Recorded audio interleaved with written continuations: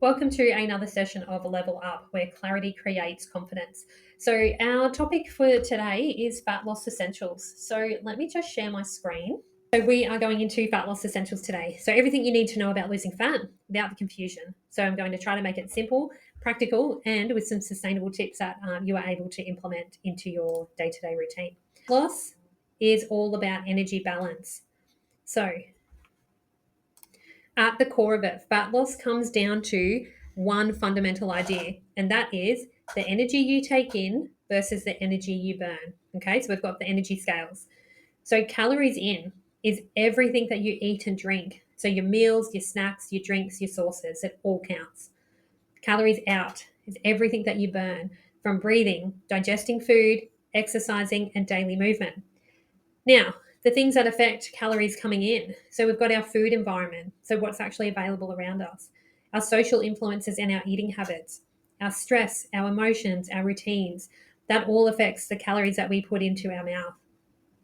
Our calories out. There are certain things that affect that, like your metabolism and your hormones, how active you are from day to day, and your job, your sleep, your gut health. All of those things also affect the calories out. So, to lose fat, you need to consistently burn more calories than you consume. All right, that's just the non negotiable foundation of fat loss is burning more calories than you consume. So, where do our calories go? Your body burns calories in four main ways. All right, and each of these are influenced by your lifestyle choices. So, your basal metabolic rate, so BMR, so that's the calories that you need just to sustain life. So, if you were to lay in bed all day, you're still going to be burning calories just to be alive. All right, so that's your basal metabolic rate. Then you've got your thermal effect of food, your TEF. So, that's the energy that it takes for your body to break down and digest food. Then you've got your exercise activity, so the exercise that you're doing daily, and your non-exercise activity thermogenesis. So that's called NEAT. So that's your general, you're moving, you're fidgeting, if you're sitting there tapping your foot, just that extra activity that we do throughout the day. So most of your daily burn actually comes from BMR. So that's why building muscle and staying active throughout the day matters so much, right? And not just your workouts. So I'll say that again. So building muscle and staying active throughout the day matters just as much as your workouts do. Now, there are different ways that we can actually work out what are the calories that you should be on. So, as in calories you need to be on for a maintenance, to maintain what you're doing, maintain where your body is right now, calories for a deficit, and then calories for a surplus. But to work that out, there are three main types. I'm not going to go into that too much because that's what we do as coaches. So, you've got your equipment based way of finding out your calorie target, and that's through like your DEXA scans. Then you've got formula based and then real world tracking. So I use a combination of both of that formula based and real world tracking. So those of you that are my clients at the moment will know that you track your food, and then I assess those when you do your check-ins, and that's how we make adjustments. But to get that first initial calorie target, it's through that formula based way of working that out. Okay, so let's have a look at the 500 calorie rule. Okay, why it's a good starting point. So we work out calories, your maintenance calories, or what you're actually eating. We track for a couple of days, we find out what you're eating, and then we can start working backwards from there and going, okay, well, let's put you in a deficit. So research shows that to be in about a 500 calorie deficit daily would equal about 1 pound, so 453 grams of fat loss per week. However, it's a really useful target, but real world results vary so much because weight loss is not linear, all right? It doesn't always happen that predictably.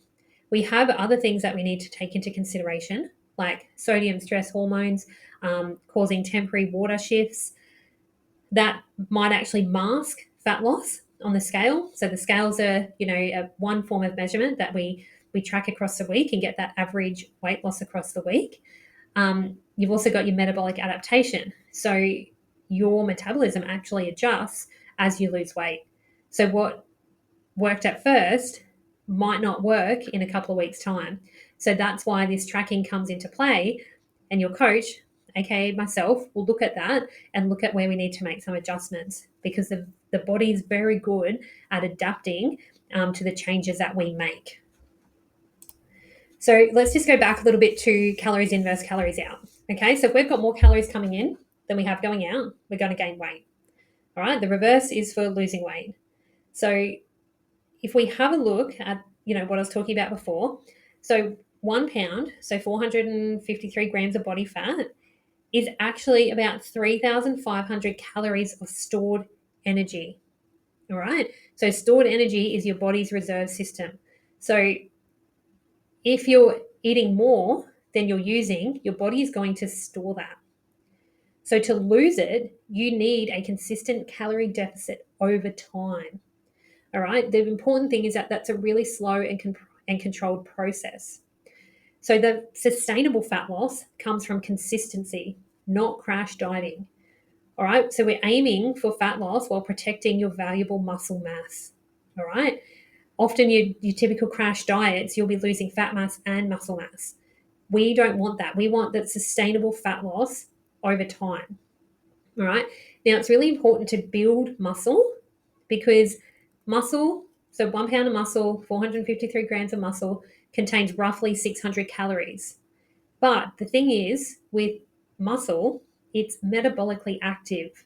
So it's using energy, so calories, to exist and function, whereas fat doesn't do that. All right. So having more muscle helps your body burn more energy at rest. Yeah, but it also supports your strength, performance, contributes to that toned look that everyone wants. But the key is muscle is metabolically active. So again, that uses energy, so it uses calories to just exist and to function, which is why strength training is really important. And that's why I concentrate on strength training in our programs. So this is why protein and training matters. So this is where your plan comes in and why it's so personalized and why I have the targets set for you that you have. So protein helps preserve the muscle in a calorie deficit, and it supports the recovery and growth. Your strength training signals your body to keep muscle but encourages your body to burn fat instead. So what we do is we create a calorie deficit to lose fat. We eat enough protein to protect muscle. Then we train with intent to keep and build our shape. So your goal isn't to be lighter, it's to be leaner, stronger, and then in turn more confident.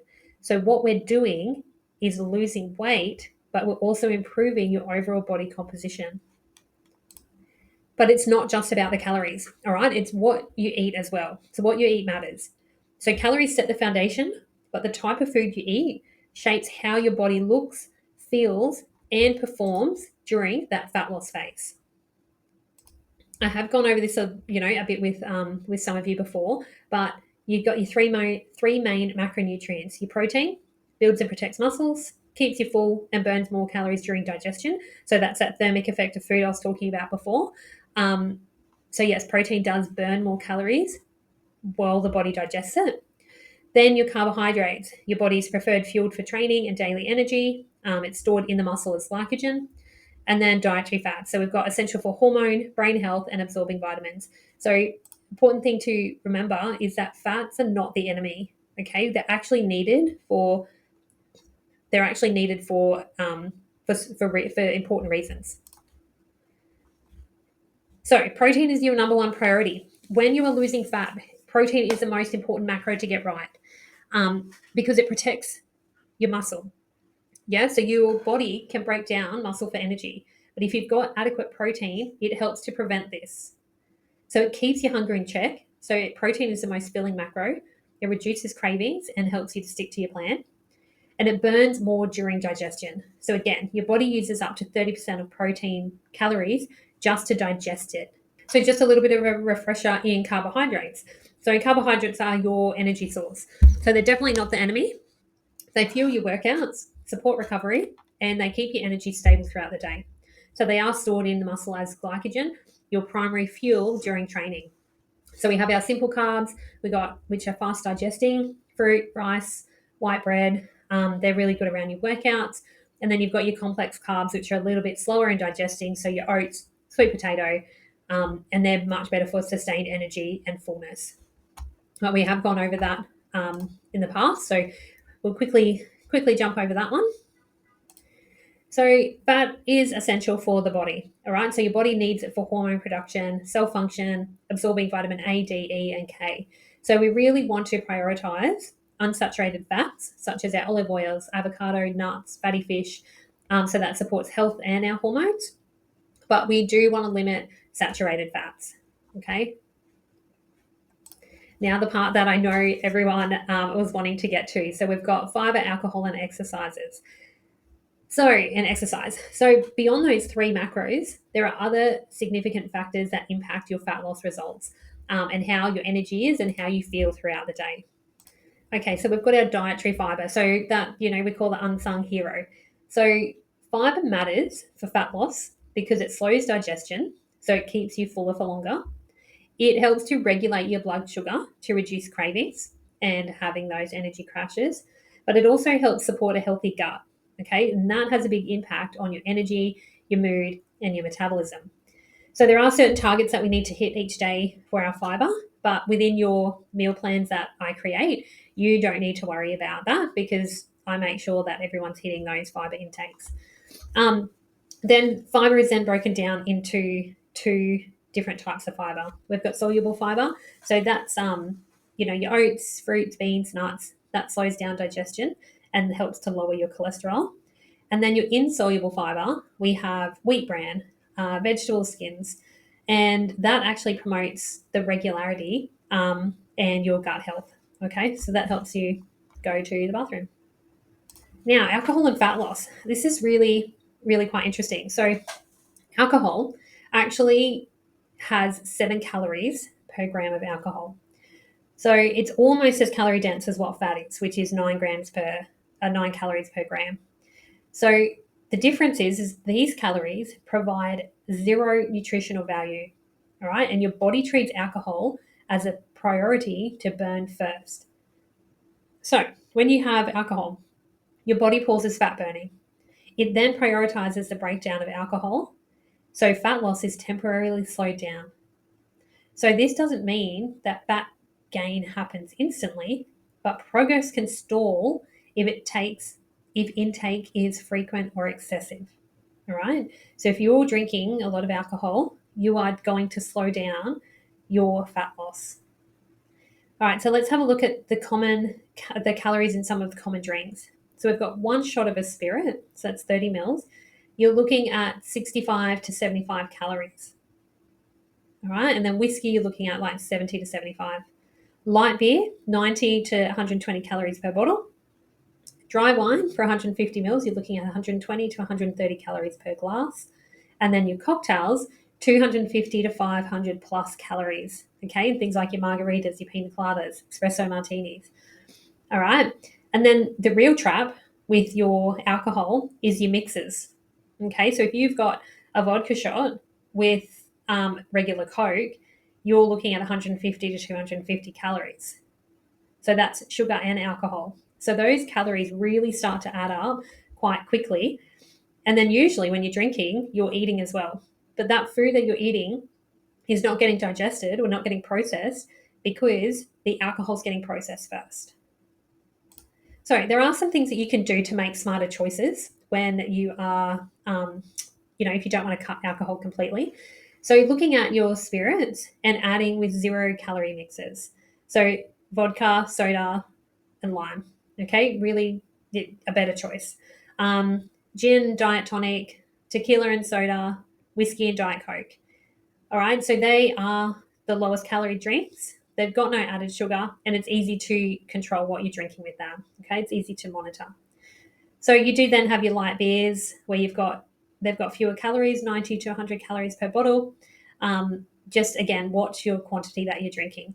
So with all of these, it's you don't have to cut it out completely, but it's watch the quantity and really think about what's in the drink that you're having. Okay, are you having premixes that are full of sugar and got high calories? So, yeah, The other thing I talk to my clients about is if they know they're going to have a few drinks on the weekend, then throughout the week, we can look at pulling calories each day. So it might be that you don't have your afternoon snack because you know that you're going out on a Friday night and you're going to have a few drinks. So you're still within your calorie window for the week, but you can still enjoy the drink on the weekend. That is not something that you want to be doing all the time, because remember, keep in mind that there's no nutritional value in alcohol, and you'll be missing out on the nutritional value of the other meals that are there in your meal plan. So here are some small steps that actually add up to really big results.